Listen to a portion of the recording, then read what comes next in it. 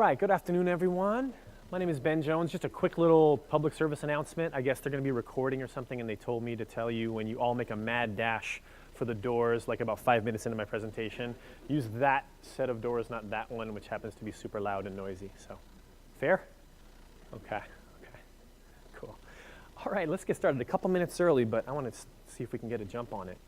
Avoiding data pitfalls. That is the title of this presentation. Hopefully you're in the right place. My name is Ben Jones. You can find me on Twitter at Data Remixed. My job is to be a technical evangelism director for Tableau. What that means is I get to go around and present a lot. So I get to go like this. Did I get that right? Something like that. I wrote a book called Communicating Data with Tableau with O'Reilly. They were great to work with. Don't buy the book because it's old, but I loved writing it. I made a lot of mistakes when I wrote that book. So many mistakes, so many mistakes. Yeah. But it's actually great when you make as many mistakes as I make with data, you can actually put them all into another book of what not to do, So you're going to get a preview today of the ideas I'm putting into my second book called Avoiding Data Pitfalls. If you happen to be on Twitter, you can use hashtag data pitfalls to chat with your fellow attendees about the session. And if you want to make some confessions, that's okay too. You can even make a fake account and just, say that. That's fine.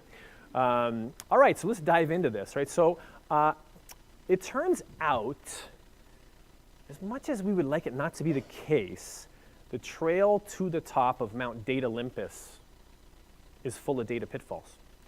And, it's very easy to use these modern tools to glean amazing insights and to reach these beautiful peaks of knowledge. But I found in the course of my own working with data with multiple tools that it's quite possible with those exact same tools to fall headfirst into this sinkhole of confusion. Like this poor guy on the sign here, he looks like he's having a bad day. This is on a trail to Coal Creek Falls, which is just outside of where I live in beautiful Bellevue, Washington. But he's falling into a sinkhole. It's actually like right past this sign. There's like a little dip in the ground there, which is clear that if you were to try to stand on it, I don't know, that might not work out too well for you, like this poor soul. So, there's signs along the way too, right? There's things as we get to know about working with data, we can start to kind of become familiar with some of the common pitfalls. And I want to review some of those with you today. Because like this quote says, I can relate, we made too many of the wrong mistakes. I put this quote in there by Yankee catcher Yogi Berra, mostly because I love Yogi Berra quotes. If you're stuck on a bus or whatever, just Google Yogi Berra quotes someday. He had a really interesting mind and kind of was able to think about things in a crazy way. But this one tickled me since it seems to be saying that there are, the right kinds of mistakes you can make. What are those? I don't know. You got to love this guy, Yogi Berra. So we made the wrong kind. It is bouncing a lot, isn't it? Wow. Okay. Good luck. If anybody gets seasick, I don't have barf bags. Okay. So I'm going to go over 5 of the 7 types that I've identified of pitfalls working with data. And the reason why I'm not going to give you 6 and 7 is because I have not written those chapters yet. And so I can't tell you those yet, but I'm looking forward to writing those chapters sometime pretty soon, hopefully. So epistemic errors, technical traps, mathematical miscues, statistical slip-ups, and analytical aberrations. The last 2 we'll just touch on. Got more work to do on those chapters. So that's kind of the package deal here that I hope you might be able to as I go through some of these examples. We'll just go through a bunch of examples. There's probably way too many stories in them than you want to hear me tell, but I'll tell them anyway. And hopefully you can relate. Maybe you've seen some of these kinds of things in your own data wrangling and data working, and maybe you'll as you go back after this amazing conference, kind of think differently about how you approach working with data, and watch out for some of the things that I know from the School of Hard Knocks. I also have a fancy new thing here that I kind of like. I want to show you there. That's the only reason I did that. So epistemic errors, how we think about data. So epistemology is a fancy word. All it means is the theory of knowledge. Okay, it's like the methods and validity and scope of our knowledge. Think of it like investigation to distinguishing what we believe and what we have as an opinion, right? What's a justified belief versus what's an opinion. That's epistemology. And so I started with this one because I think it's foundational. It's how we think about data and the kinds of assumptions we make before we even connect to data or collect anything. We have certain, I've noticed time and time again, that I have these default assumptions in my mind about data that I've found to be problematic, and I want to go over that with you. So that's my first section, and I'll start with a single number up there, okay? One number, 34,513. That number happens to be, this is the data point that will go back the farthest in time, I think, probably, of anything you'll see this week, because this is the number of recorded meteorites that have hit the Earth since 2500 BC, 2,500 years before Christ, up until 2012. So we're talking about over 4,500 years of recorded meteorite strikes. That's a lot, right? That's amazing. This is the Meteoritic Society is the name of the group that collects and stores all of that. And so I thought to myself, wow, that's really interesting. I would love to know, where they strike so I can make sure I'm not there, right? And a friend of mine, his name is Ramon Martinez. He's a really talented data visualization artist. He works for a Pan American Health Organization out of DC. And he created a map of all the recorded meteorite strikes on the surface of the Earth. And I thought, wow, that's amazing. And what it clearly shows us here, right, is that, meteorites are afraid of the water, aren't they? They can't swim. And so they make sure not to land in the water there. Look at all that. And you know what? They also probably aren't big fans of the Amazon, or maybe like, I don't know, like northern tundra in Russia here, in some parts right there. So what's going on here, right? If this is the intro to epistemology, is that, this is, he even clues us in. So Ramon knows. It's not like he made that mistake. He clued us in at the top there. Every recorded meteorite impact on Earth. Because the map isn't showing us where meteorites are more likely to strike the Earth. It's telling us where meteorites are more likely to have fallen in the past, in such time as they were also observed by someone who happened to report it to somebody who recorded it faithfully. That's a mouthful there. That's a lot. But that's what's involved with the dots you see on the map here, right? How many meteorites were there in reality since 2500 BC? I think it's safe to say it's a lot bigger than 34,000, right? If you think about it, 71% of the Earth's surface is covered with water. Some of land itself is also uninhabited completely. And for the fact of the matter is, records weren't actually kept regularly until the latter half of the 20th century. Okay, so it's much, much larger than that, right? This is showing us some recording of the data, not the data itself. It reminded me of another type of data. I grew up in Southern California, and I remember really vividly the early morning of January 17th, 1994. This is where at 4:31 a.m. there was a 6.7 magnitude earthquake in the San Fernando Valley, about 24 miles from where I lived. So that's enough to rattle your cage, not enough to actually do anything more than cause all the pictures to fall off the wall, but it woke us all up. We ran outside and we waited till we checked the gas, everything. Really just kind of like walked the house and all that, right? Is it structurally sound?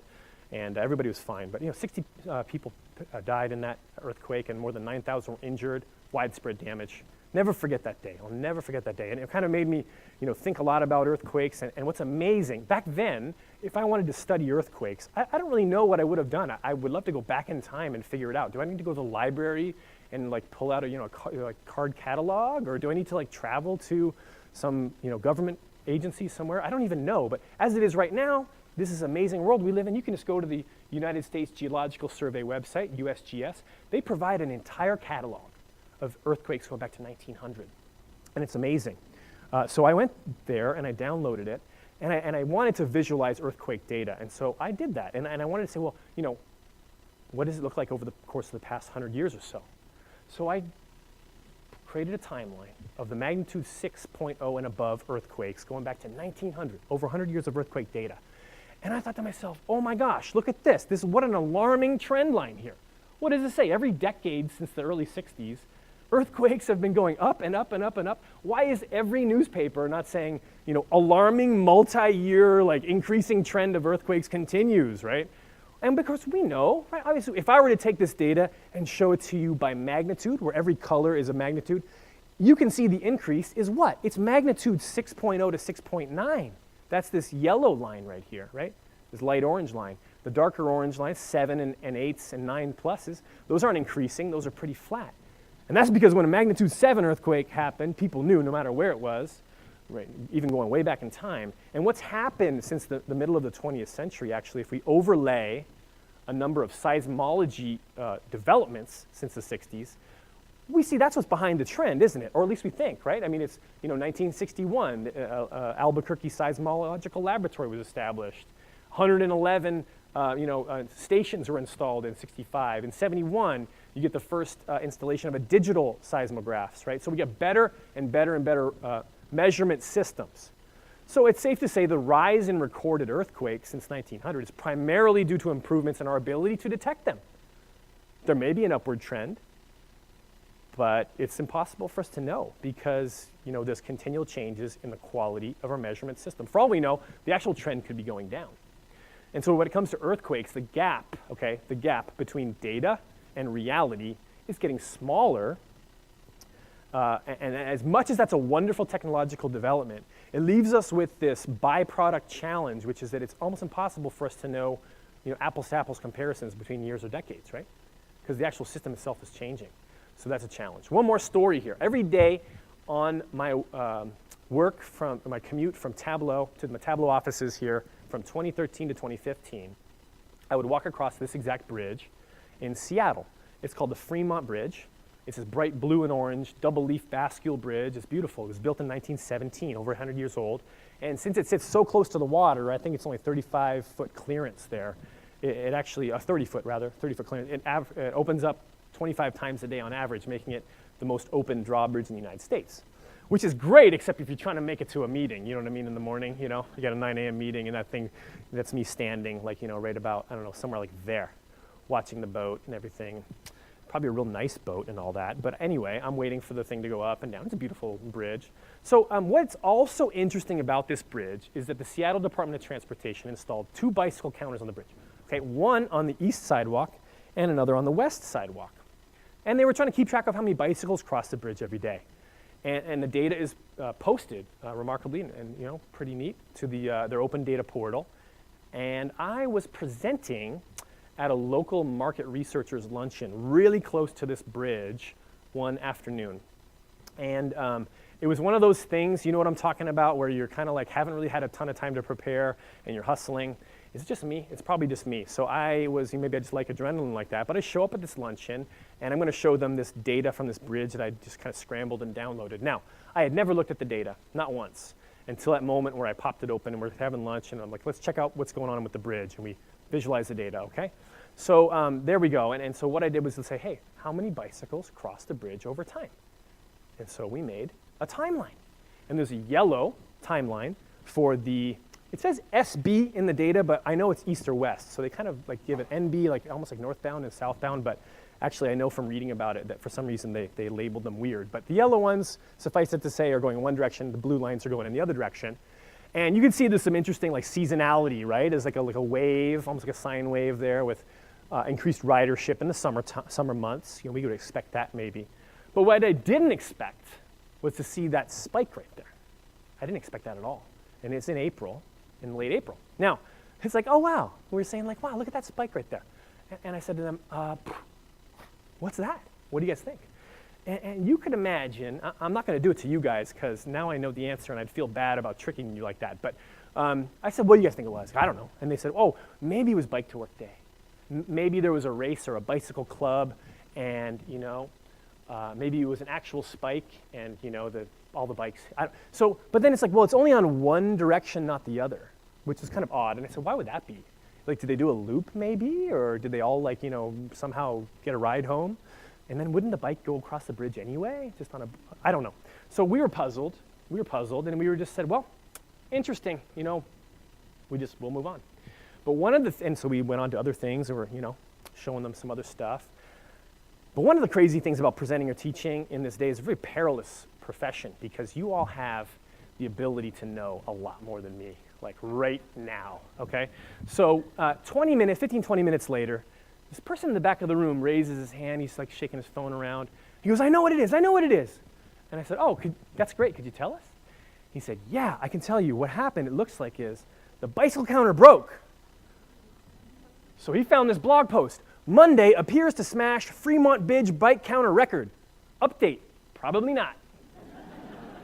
What happened was, now this guy, you got to love this world we live in, right? He runs a blog about biking in Seattle. So, this person was on it. And he also was able to reach out to the Department of Transportation and said, what's going on? So he's going back and forth and emailing with an engineer there who says, long story short, I went and there was like these weird spikes in the counter on only one side. I tried to tinker with it. I fixed it. I replaced the batteries, so on and so forth. And, so essentially the counter was something was going on with it. Replaced the batteries, and supposedly after that it was fine. And then what was interesting is if you go download that data right now, you can, by the way, you can just look up Seattle Department of Transportation Fremont bicycle. That's a lot of words to Google. But you can just look it up, and you go download that data, there's no spikes. They're gone. They just replace them with typical or average values, which is actually kind of interesting and a totally different discussion. The spikes are gone, but I got the data file in time, so I still have the one with the spikes.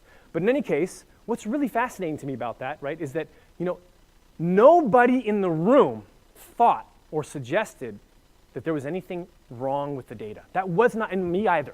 I include myself in that. It was not in our frame of reference to think that there was something other than actual bikes crossing the bridge. I didn't even think about it, neither did they. Because we're built in with this assumption that the data we have is a reality. It's a flaw in our brain, I'm telling you. I always do this, I'm telling you, over and over and over again. And I always have to stop and go, oh yeah, I'm not looking at reality, I'm looking at data about reality. And there's always a gap. Now, not everybody in the world is looking at bicycle crossing data from the Fremont Bridge in Seattle, but everybody in the world was looking at Ebola data in 2014 when that started to take off in West Africa. You all remember it, it wasn't that long ago. And the whole world watched, as Ebola ravaged that area. And during this crisis, the World Health Organization and CDC, would provide data to the whole world in basically in fatalities to everyone in weekly situation reports. And when those reports came out, multiple reporters around the world would be talking about the data that was published on that website. So that's a scenario, again, where everybody's looking. If we take a look at a timeline of cumulative deaths, if I ask you, visualize what a timeline of cumulative deaths to a disease would look like over time. You'd imagine every period of time, you'd kind of get more and more and more, right? It would go up and up because it's cumulative. But if you actually chart the data like I downloaded and did, I noticed that there were these weird notches. Like in certain periods of time, except not in Guinea, the blue line, but certainly in Liberia and Sierra Leone, I saw a slight downtick in a few places in the cumulative number of deaths, which again was kind of puzzling. Like, why would the number of deaths go down from one day to the next, right? Clearly these people aren't coming back to life. But there's something going on there. What is it? So, well, clearly what's happening, right, is we're talking about a crisis. We're talking about these field hospitals. We're talking about very challenging conditions, trying to figure out what is going on with individuals who are coming, who are sick, and many who sadly, tragically, eventually die.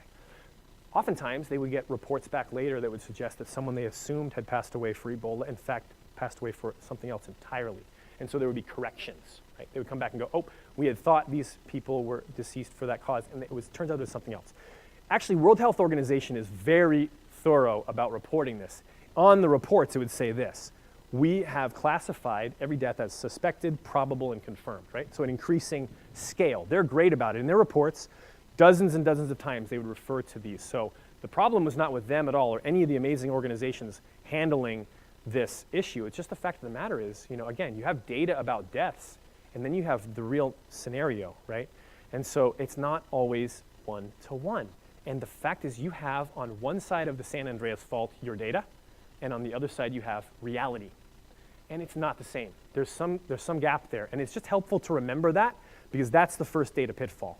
And sometimes you might say, not every data set, Ben. Like, there's lots of data sets I can tell you right now. I know for sure it's exactly one-to-one with reality. Take something like, I was a big baseball fan growing up, and there was this mythical baseball character named Hank Aaron. And, it's like he had this 755 home run record. And every time he hit home runs, someone wrote it down, right? So it sounds kind of silly to say, well, that's the reported number of home runs he hit, as if there's some error in there.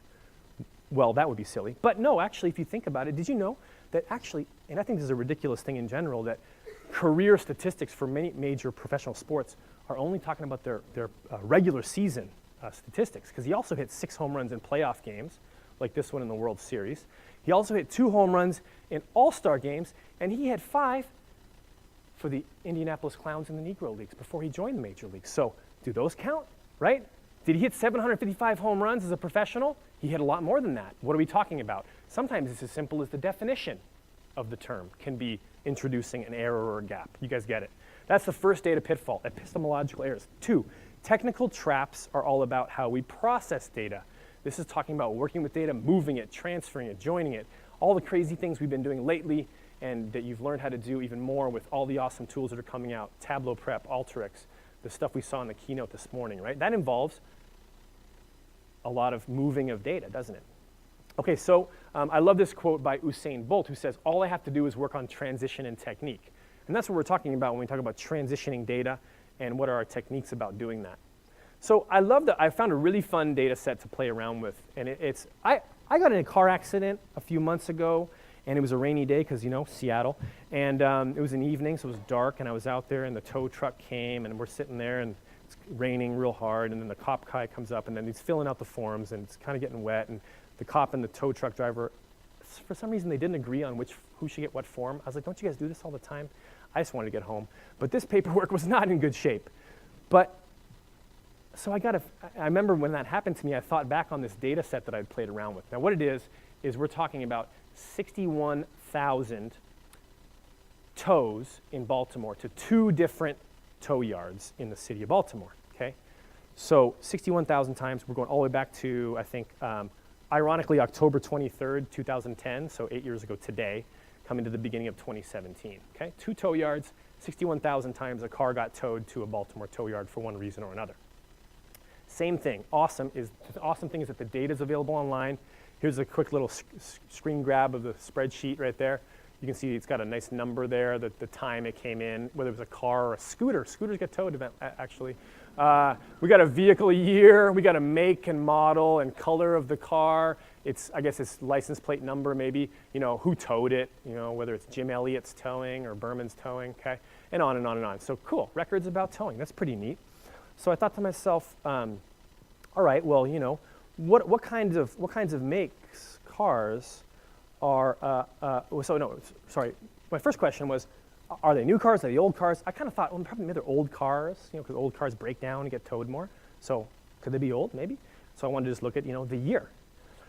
What's the average vehicle year? Imagine just asking your data. I'm going to ask my data a question. What's the average vehicle year from the Baltimore towing? Oh, the average vehicle year is 22.65. And I was like, I don't even know what that means. 22.65? Is it 1922? I mean, I don't even know if there are that many cars from the 20s even existing, right? So I was like, I'll visualize it. So we'll notice a trend here, right? That's helpful to kind of not just ask that first question, but the next question. And this is what the years look like. And it's like, wow, I got all these guys over here from 0 to 17 and a big gulf. And then I got a whole bunch from 84 to 99. Two groups. And obviously what's happening is they're just using 2 digits. No, they didn't get the memo about Y2K, okay? And so, 0 to 17, those are 2,000. I mean, I'm guessing. I actually didn't call anybody or talk to anybody. I just assumed those are from 2000 to 2017. So I can add 2,000 to those years to push them over. And I'll only add 1,900 to the ones on the right because they're 1900s, right? So then if I do that and correct the data, it looks like this. Oh, that looks a little bit better, right? That looks great. And then it's like, why is the tail so long right here? That's a long tail. Well, that's because there's actually 4 data points still in there. One of them is a Toyota Camry, which is 20. But I think Camry started in the 80s, right? Didn't they? The Volvo S40, for some strange reason, is at year 40. Okay? 40. And a Jeep Liberty is 60, but that's not 1960, right? That's what I've got it corrected to with my formula, but it's certainly not because the Liberty was not a model that was out in 1960. But the Cadillac Sedan DeVille, 1963, actually that's plausible, that might be. So those other 3 might be erroneous, I don't know. So the average is actually 2004.8, which is a little more like it. Much better. Okay, so that was my first question. Well, what about the makes of the cars themselves? What kinds of cars were getting towed? Most common makes, let's look at them. Okay, we'll start at the top. Honda, Ford, Chevy, Toyota, Dodge, Nissan, Toyota, wait. Honda, and then it goes Honda again. I got Ford in 2 and 10. And you're like, oh, that's because it's, all caps. And I just looked at it as a string. So there's a problem there. And we know how to clean that up now. Obviously, we always have. But I actually did it because I've been taking so long to write this book. I used Open Refine. It was before Tableau Prep was out. But it's not just a question of whether they use caps or not. Right? Here's a few others. Take a look at it. Because we know there's Ford, and we know there's Ford. But it turns out there's also Forf and Ford. Okay? There's Peterbilt. It's not just cars, it's trucks. There's Peterbilt. There's Peterbutt. And there's Pete. I assume Pete. I don't think they actually towed Pete, There's Mitsubishi and Mitsubishi. Mitsubishi. And there's burnt car. I mean, we don't know. It's just burnt. It's too burnt. There are 36 different ways of spelling Volkswagen in that data set alone. Take a look at it. It's like Volkswagen every possible way. It's actually W-A-G-E-N, which is part of the problem maybe because that's not like the English word wagon, so the people, they're clearly writing these things down and getting them as wrong as I would. So I took some time, and it took a lot of time, by the way. It wasn't a simple magic wand and they all got corrected because, it was trying to match up all the possible misspellings in Open Refine. And I eventually, with a lot of manual rearranging and grouping, there was some algorithms that were godsends and helped me get it done quickly. Then it had row by row, all 61,000 rows, no way. But the effect of the cleaning was to take the make column on the left I already showed you and to turn it over here on the one on the right. And you may say like, oh, it's the same shape, who cares? But Honda went from 52,000 cars, okay, out of the 61,000, so a little less than 10%, to 7,700. Okay, so there are 2,500 more Hondas, or a 50% increase in the count of Hondas, right? I would have been dramatically wrong if I thought that 5,200 Hondas got towed. It was not that. It was a lot more than that. Also, you'll notice that Toyota leapfrogs Chevy from the 4th place to the 3rd place, which isn't a major deal. It just went up 1 place, right? So it's not like I still know what the top 4 are, right? I would have been wrong about that. What I thought was interesting is our friend Volkswagen went from 26 on the list over here at the beginning with only 601 correctly spelled Volkswagen. And when I corrected it, it went up to over 1,400, more than doubling the number of cars that were Volkswagen, right? It's actually almost in the top 10. So I wouldn't have thought that at all right? So, cleaning the data was super helpful. Now, I thought to myself, I'm going to kind of do like a little mental game and this is all just playing around with towing data. Who cares, right? I'm going to imagine there's a business case. So we'll just kind of play act here a little bit. I'm going to imagine that I am Ben Jones, the supply chain buyer for Vince's auto detail company that happens to be located next to the Pulaski tow yard, one of the 2 tow yards in Baltimore. And I'm working on this project. My boss, Vince, he's a good guy. He made us go through kind of data training and everything. And what we're going to do is we're going to run a campaign to all the owners of the cars at our tow yard across the street, okay? And we're going to try to tell them, hey, if you have a problem with your car, you can come right across the street to us. We'll clean up, paint it up, and we'll get you fixed up and on your way, okay? So that's my scenario. It's fictional. So I got a nice email from Vince, my manager. He says, Benny baby. He says, look into ordering gray paint for our upcoming promotion to the owners of the cars taken to the Pulaski tow yard across the street. We talked about being more data-driven going forward as an organization. So use data to figure out what percentage of the resupply orders should be gray. Don't just go by instinct, my man. Show me the data. Bada bing. Vince. I say, okay, Vince, I got this. I remember data training. I got this. I'm going to go ahead and I'm going to analyze all that 61,000 rows. I even spent time cleaning up all these makes and everything. And I found out, okay, I got 3.4% of my data of my cars have the color gray. Good, okay. So I said, perfect, I know the answer. That didn't take me much time. I said, Mr. Abel, I got right into your request today. I analyzed the color data from the historical tow records available on the Baltimore Open Data Portal. The numbers are saying that 3.4% of the towed vehicles were gray. I'm super confident in this since I used something called data science to answer the question. I sure am glad we're going all out with data this year, boss, because I would have guessed the percentage of gray cars would have been much higher based on my instinct, based on my gut, but I know I don't talk about my gut anymore, right? Long live data, Ben. But I was kind of like, that's a lot less. That's a lot less. I feel like I see a lot more. 3.4%, that's like, that's like way less than. I'm going to go back to the data. I'm going to play around with it again. Well, it turns out that, oh, shoot, 5.5% are gray, G-R-A-Y. There's 50 shades of the way to spell gray here. Gray, gray. And I'm like, I'm going to run back and tell them real quick. No, it's 8.9%, 8.9%. But then I was like, wait a minute. I got to stop here. I just got to stop because I'm going too fast. Is it 8.9%? Okay, maybe it is. But then I noticed this big box right here called null. Okay, it's not a color, it's null. That means those cars had no color. They had a color. They just didn't record it for one reason or another. I can't imagine why. Now, I get lucky, and I realize, and this is true, that actually almost every single one of those is from the other tow yard, not the one across the street from my paint body shop. So awesome, I'm lucky. I can just ignore them. I can filter out the nulls, right? Otherwise, I would have to figure out what to do with them. Am I going to assume they're the same as the distribution, or I'm going to, what? So I can, luckily for me, I can filter them out, and I get to a gray of 12.4%. 12.4%. It's like, awesome, awesome. But see all that stuff in the bottom down there? See all those colors down there, right? This big old, look at how many there are down here.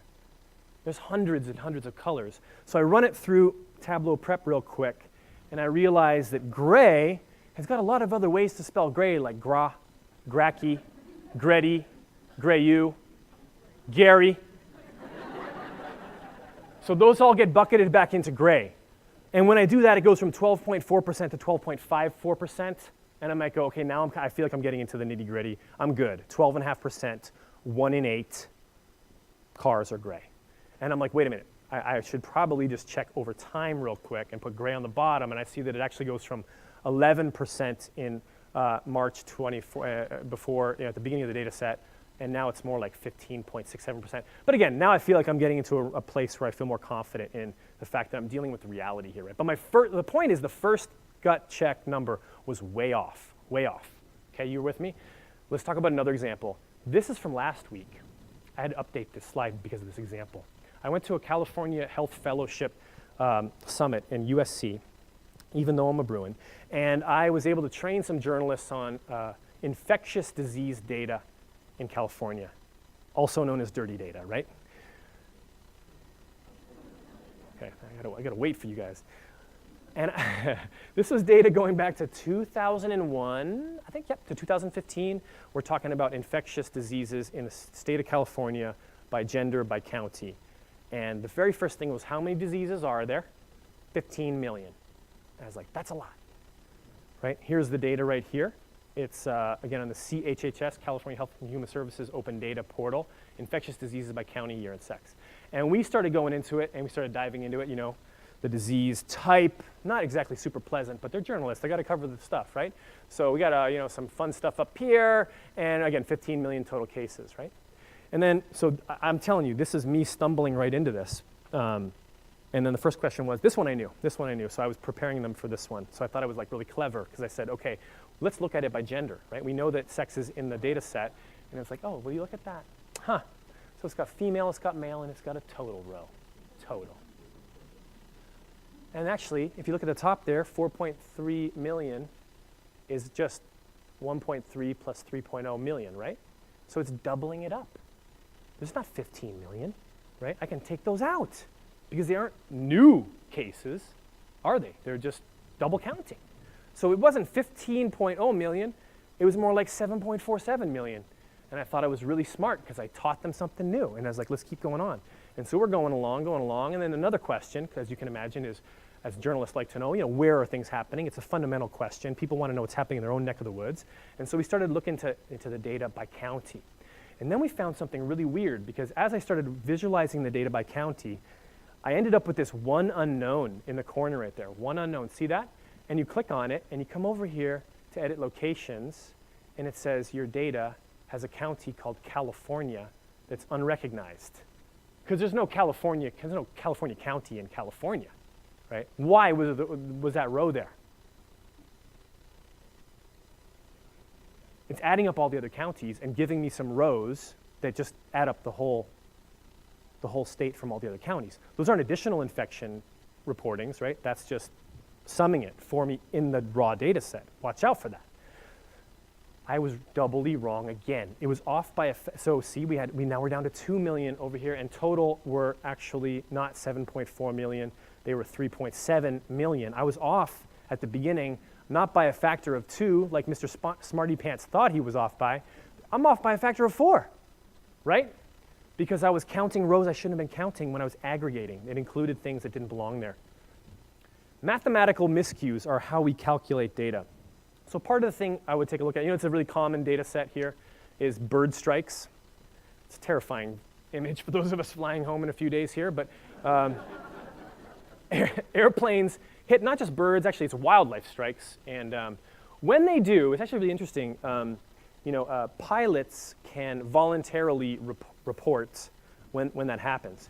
And it's a whole different story. If you look at the data set, it's like they're hitting like spotted frogs, and it's like down to crazy levels of details of the species, and I don't know how they figure that out. But in any case, they're able to report when their airplane hits a wildlife on either takeoff, in flight, or on landing. Right? It happens all over the place here. And this was actually in Palo Alto High School, as well as then I went over to the Stanford Business School, which was really fun for me to go talk to the high schoolers, and then the MBA schoolers were like literally across the street down there in Palo Alto. And I was kind of playing around with this data with both of them. And the high school students were way smarter, but no. But they're all smart. So I did this a few different sessions over the course of about a week or so. And I showed them this chart a bunch of times, which is the hour of the day. So what time of the day are the birds and wildlife getting hit by the airplanes? And it isn't super surprising, it kind of like, there's not a lot of airplanes flying at 1, 2, 3, 4 a.m., right?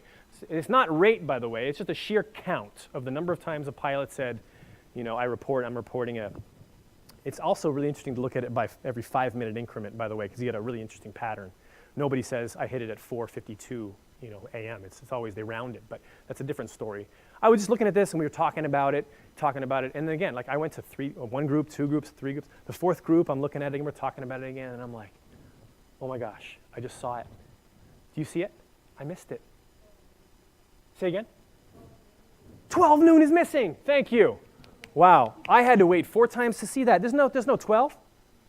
0 12s. And it isn't like 1 or 2. It's like there are none, right? So if I do that, I can see that that's actually now showing missing values. For some reason, either the pilots don't ever report it on lunch, or the people that record it are on lunch break. I don't know. It's interesting. There's something going on there, right? But they're not. I mean, I'm sure that airplane's getting hit.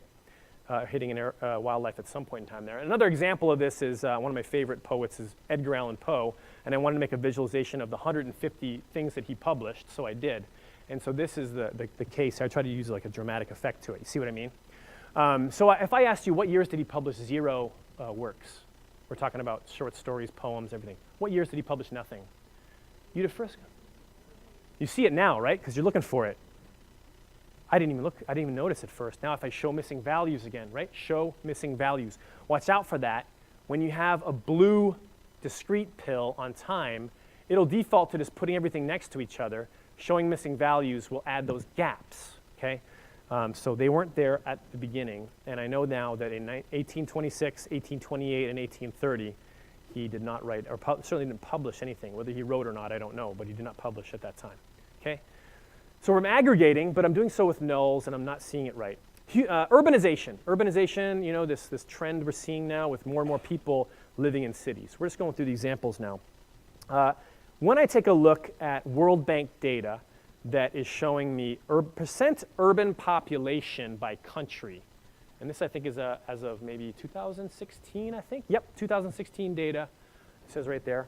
I can see there are some countries have more. The yellow, this is, by the way, an amazing, really cool color palette called Viridis, VIRIDIS. Take a look at it. It's a really, really good one. It's kind of the yellow to purple kind of diverging scale is showing to be pretty effective in research. But I think R actually uses it as one of their defaults now, maybe. So I can add it to my preferences folder now, and I do. So I use it a lot. But the yellow ones have really low percent urbanization, right? Maybe some of these ones. And then as it gets darker and darker through green into purple, I get higher percentages of urbanization, where the percentage of population is living in what's called a city kind of a scenario. But I think that's pretty generously defined. But if I zoom in a little bit and notice that I've got a few places that pop out to me with this color palette would be Eritrea right there, right? St. Martin over here, and then also Kosovo right there, are like really bright yellow.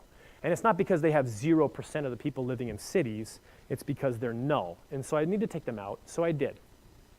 But then I had another question, which was, okay, this is at a country level, and it looks like Canada and the US are sort of like all together, which a lot of Americans actually think is the case, but the 51st state would disagree with that vehemently, I know because I'm from there. But in any case, I want to know the region. I want to know what's the urbanization rate for all of North America. Well, it turns out the way that I got to be a little careful, as you're seeing as a theme here, because the World Bank calls 3 different countries, quote unquote, North America. It includes Mexico in like Latin and Caribbean, I think. Okay, so I got Bermuda, 100%.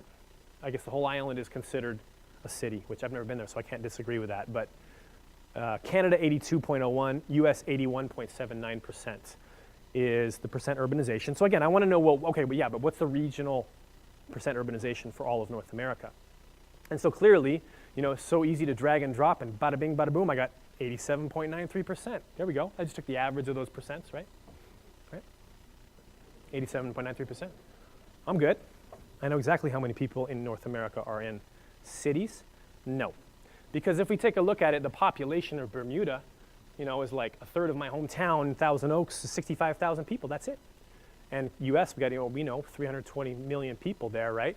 So if I were to take those numbers, knowing now the population, as well as the percent of the population that lives in a city, I can estimate the number of people. Again, this is not a reading, it is not empirical, this is a calculated type of a field here where I'm estimating the number of people that live in a city in each one of those countries, okay? And then if I add those up, I can see that I've got 294 million people in cities out of 359 million total in the region, which is at 81.81%, right? It's a lot closer to US and Canada, just slightly in between the two, in fact, right? Closer to the US. And that's because if I were to take, and now that I've shown it to you, it's obvious, but it's so easy for us just to drag region out and drag percent out, right? And we're right there. And next thing we know, we're wrong. Because it's much less than that 87%, and isn't it? Because what's happening is if I take every country and take the urban population on the x-axis and the percent urban on the y-axis, I can see and I size it by population. I can see the US is over here, a nice large circle. Its northern neighbor there, Canada's right there, and Bermuda's way up there, that tiny little dot right there. So what happens is if I don't weight them, I drag up this percentage from 81 up to 87 by overcounting, right? It's like every single one of these people counts as like 30,000. You see what I mean? Right? And I'm sure they would say that's probably what it should be, but I don't know. It's not mathematically correct. I need to weight those percents. You can't average percents. It's like not really rocket science, but it is a pitfall I have fallen into many times, and like in the last year, and I've seen people I have a great amount of respect for do the same thing. And so we can admit that, and we can laugh and put a little tick mark on a sheet saying, oh, I fell into that pitfall again. So we know that we're susceptible to it. If I were to do the same thing for the other regions, by the way, I can see that North America, right, the left-hand side is the wrong way, averaging percentages, right? The right-hand side is calculating it based on multiplication and simple division. So North America came down from 87 to 81. But I can see other regions, like, for example, Latin America would have gone much higher for the opposite reason, because one of the larger countries or smaller countries was dragging the number down, right? So those are ways that we take numbers, do math with them, and get it all wrong, and we end up with wrong conclusions. Really common pitfall that we have fallen into, that I've fallen into. I'm just going to touch on the next few. Statistical slip-ups, how we compare data. This is one I was just doing some analysis and found that if you take the average NFL player, okay, averaging, this player is about 25 years old, just over 6 foot 2 inches in height, weighs a little more than 244 pounds, makes slightly less than $1.5 million in salary per year. Okay? That's the average NFL player, averaging all of those parameters. Can you tell which distribution on the left goes with which characteristic? Because each one of those 4 is a very different distribution, isn't it? Right? Let's take A right there. It looks pretty Gaussian, maybe a little bit skewed left. What do you think that one is? I would say height, age, weight, salary. Which of those 4 is it? On the top left, A. height, age, weight. All I need is someone to guess salary. That one's height. It turns out that the height of NFL players is pretty normally distributed, right? Very, very short, very, very tall players have a difficult time, so it's pretty much normally distributed. I would say there's a little less likelihood that you're very abnormally on the tall side, right? Just based on the shape. You tend to have slightly more like, players on the left-hand side, the smaller, shorter players rather, okay? What about B? So B is sort of like maybe Poisson or a right. So age, weight, salary. Age. You guys think it's like a survival curve, right? You've got mostly, you can't get younger than a certain number. There's nobody, and because it's, it's rule-based, right? There could be, but they're not allowed to play in the league younger than a certain age, I believe. Or I think it's like a certain number of years of college. Maybe some people in here know. But you can get some on rare occasions, like Brady or some other folks here, kind of like me. I remember Warren Moon when I was a kid. Some of those guys go up into the upper 30s or 40, maybe even up here. So very rarely, though, very rarely, right? And yeah, that's age. Okay, now we're getting down to the only 2 to go, so you got a 50-50 chance on this next one here. What's this crazy funky one right here? Is that weight or is that salary? Salary, weight. Okay, so 50-50. That is actually weight. So what happens here is there are different position types in the NFL, right? Some positions, like probably people on the line, I guess, have a high, you see there's a distribution here around the heavier players. Those players don't do so well if you ask them to run down the field, you throw it to them. That's what these lighter players are doing, wide receivers maybe, right? So there's different types of players, right, that are fitting into different kind of groups, subgroups, that had no effect on their height, right? It's really interesting, isn't it? Their height is almost perfectly normal, but their weight follows this almost trimodal distribution.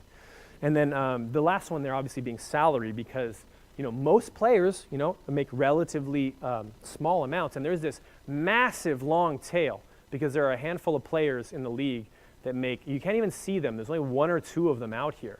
These are the multi-million-dollar, people making like, a lot of money relative to your average player, which is more like around $500,000 or less. The left-hand side of this very skewed distribution, almost like a power law, actually. A lot of economic variables tend to follow a power law. So do you see what the problem is, though? The problem is this, and this is why this is a pitfall. Because when I told you, before I said anything about distributions, that the average player made $1.5 million in salary, you thought to yourself, you do, I do, everybody does, that's a typical number. That's typical for someone to make about that amount. Because you told me the average player makes 1.5 million. So I say, I bet you it's pretty close to normal. 1.5 million is like here. Okay, it's very abnormal for a player to make that amount of money or higher. Very abnormal. Because the average has pulled, we know this, right? The average has pulled that. But we know that, and the reason it's a pitfall is because someone says it and we do it again. Where you're like, okay, yeah, right? Weight, by the way, think about it. 244 pounds, that's like right here, right? There are actually very few players at that exact weight, right? So it's actually a very atypical number for an NFL player to be that amount of weight. You see what I mean? There's a 5th one, which is my favorite. I call it the uniform distribution. Okay? Anybody know why? It goes from 0 to 99. Jersey numbers on the back of their uniform. See what I did there? Uniform distribution, pretty flat. It turns out that there's very few zeros, but other than that, it's about 4 or 5% for every 5. Right? So again, but the problem with saying averages, and by the way, I think the average jersey number, if you were to average it, is 52, clearly, right? It'd be 51, 52. But the problem is when we say average, it means something to people, and it oftentimes is misleading then, unless you also show distribution, unless you also understand things like that, okay? What is it actually going on? Analytical aberrations. I think this is my last one here, okay? We got about 10 minutes left, a little more than that. So we analyze data. We're doing analysis on these values we're looking at, and there's a bunch in here, but I'm only going to talk about one of them, and that is coming right out of Daniel Kahneman's Thinking Fast and Slow. Has anybody read this book? Okay, this is a Nobel Prize winning behavioral psychologist, and he studied the way we think about numbers, and he is a genius, and his partner Amos Tversky, I think, has passed away since, but the two of them did a lot of research together, I believe out of Israel, and looking into how we understand and think about numbers and these kind of cognitive traps we fall into time and time again. I highly recommend you read this book, but he has an example in this book, and I think it's right around page like maybe 120, and it's about kidney cancer, okay? And this is what he says. The counties in which the incidence of kidney cancer is lowest are mostly rural, sparsely populated, and located in traditionally Republican states in the Midwest, the South, and the West. Okay, that's a fact.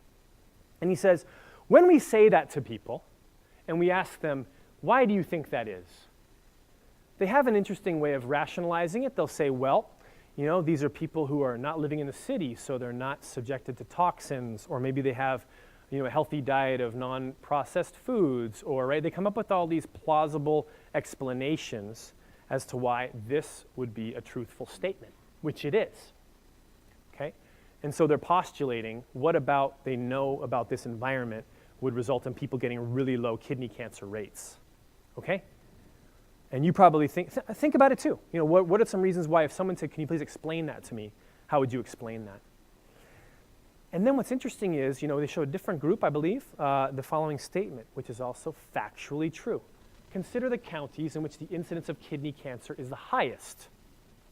These ailing counties tend to be mostly rural, sparsely populated, and located in traditionally Republican states in the Midwest, the South, and the West. Now, if they say that to people, and they say, well, can you tell us why? They'll say, oh, well, you know, they probably don't have access to good health care. They probably don't go to the best hospitals, right? Maybe they're in farms with pesticides. I don't know. I'm coming up with these ideas, right? That's a factual statement. It's true. It is true. How can both be true? The reason is because kidney cancer is very rare, thankfully. And if I take data, which I went to do, I was so inspired by this book, I put the book down, you know, I ran over to my computer and I went to research kidney cancer rates by U.S. county, which I found. And then I also found population of U.S. county, very easy to find. So this is kidney cancer rates from 2010 to 2012, and I believe the population is only from 2012, but it didn't change that much, so I think it was valid. But you can see that, first of all, one thing you notice is that the darkest orange, which is associated with the highest annual incident rate of about 45 per 100,000 people, right? 45 cases, incidents of people getting diagnosed with kidney cancer per 100,000 people. It's a very low rate, right? It's a very low rate. The dark orange ones are counties that have the highest rates in that certain year, time period. And the darkest blue are the ones with the lowest rates in that same time period. And what you notice is they're neighbors, don't you? You see the checkerboard pattern in the county? The darkest oranges, in some cases, are smack dab next to the darkest blue. And then if I plot those by population below in this scatter plot, on the left-hand side of the scatter plot are counties with small population. On the right-hand side, like right here, I think this is maybe Cook County, Illinois.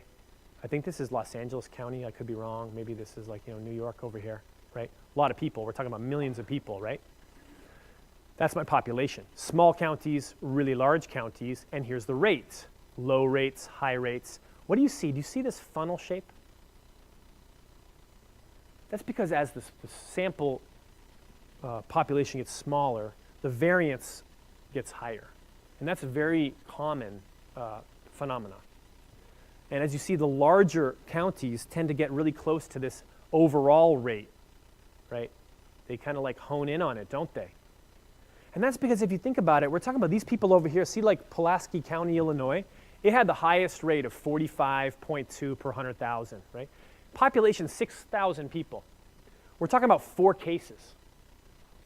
If that went up to 5 cases, it would slide to the right, wouldn't it? Like slide down rather, slide down. It's not gonna slide to the right because there's only 6,000 people there. It's not gonna move left to right, but it would go way down if just one more person, or one more it would go way up, one less, it would plummet. People at the bottom here, like Polk County, Wisconsin, had the lowest rates, 7.3 per 100,000. There's 44,000 people there. Again, 4 people got diagnosed with kidney cancer, right?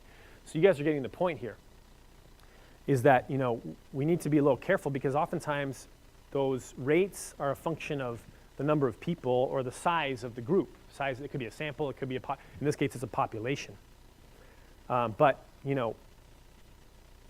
we don't really understand that intuitively. That's something we have to be reminded of time and time again. And the funny example I gave here was that Lost Springs, okay, is a city in, I can't remember where, Colorado, I think. Looks like it, doesn't it? Population 1, 4,999 feet elevation. So a thought occurred to me, if Daniel Kahneman moved to Lost Springs and it became population 2, it would have a 50% Nobel Prize rate, which would be pretty good. But if you thought you're going to have a 50-50 chance of winning the Nobel Prize by moving there, you'd be wrong, right? I mentioned that to Mr. Kahneman in an email, and I got a response back from him. Thanks, that was fun. DK. I stopped everything that I was doing and ran around the room, No, DK, thank you. Me and DK, we go back. No, that was one email. Thanks, that was fun. So where are we going with this, right? So what? I only got about 5 minutes left. So what? And this is where I got to finish, my thoughts. But keep calm and don't rush me. When we're talking about dealing with data, there are no shortcuts. I go hiking with my boys. I tell them, they're teenage boys, 15 and 13. I say, don't go off the trail. Don't cut the switch back. Don't try to find another way down the mountain. That's when the mistakes happen. But a lot of times in life, in business right now, we're being asked to take shortcuts to analyze data faster, and I'm saying to you, if you rush, you're going to make these kinds of mistakes. I know because every time I do, that's what happens. Every time I do, that's what happens. Because every data set has these weird aspects to it, right? Some funky things about it that aren't quite right.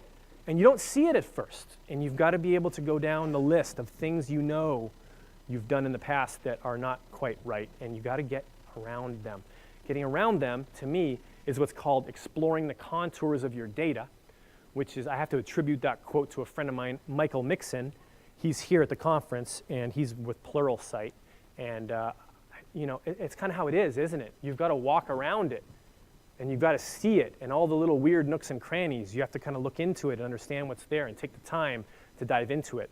Stephen Few actually had a great blog post about that. If you want to be a good analyst, you're going to have to, there's no quick solution here. I think that we need to be careful about thinking about that. I think it's common to maybe want that, or to ask someone in your business about that, or to listen to this or that being promised by maybe a tool provider. But it's just no shortcuts. You've got to spend the time. I said, spend some good quality time with your data. Spend some good quality time. If they say to you, hey, we need that report by 2 p.m., you say, sure, next week, 2 p.m. next week. Yeah, I got it. I'm with you. And you may say, come on, Ben, that's not realistic. That sounds nice. You want me to go back and say that?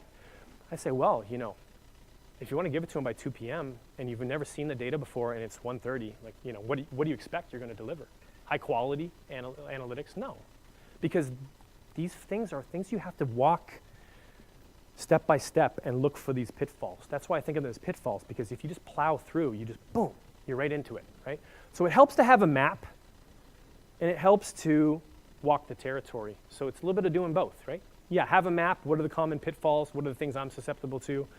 And that comes from talking about it, letting your colleagues know things, being able to be honest about it. Hey, this is a screw up I did. Check that out. Oops, and the more we all do that and admit those kinds of mistakes, the more likely we are to be fired. No, the more likely we are to, make each other better. But then again, the map doesn't replace actually going through the steps, right? Actually doing the work and spending time and looking at it different ways, taking it step by step slowly. So the map is the map. It's great. On the right-hand side, you get out there and experience the territory. Again, spend that quality time. Dive into the data. Don't let yourself be rushed. Come to a great conclusion about what's going on. And I would like to say to you, thanks. That was fun. Okay.